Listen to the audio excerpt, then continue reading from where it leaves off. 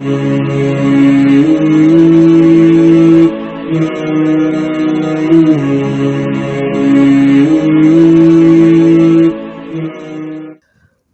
نام کے ایک بھائی سوال پوچھتے ہیں کہ کیا مسجد کے اندر موبائل چارج کرنا جائز ہے؟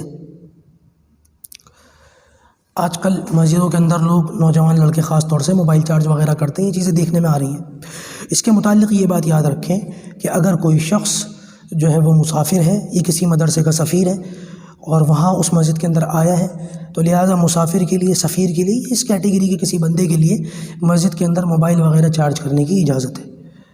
اور اگر کوئی شخص مقامی ہے اور وہ مسجد کے اندر آ گیا، نماز کے وقت چارجر لے کے کہ میری نماز بھی ہوتی رہے گی، موبائل بھی چارج ہوتا رہے گا، تو بھائی یہ ٹھیک نہیں ہے۔ اگر کوئی مقامی شخص ایسا کوئی کام کرتا ہے تو اس کو یہ چاہیے کہ وہ اپنی جانب سے 150 روپے مسجد کے غلے میں ڈال کے جائے،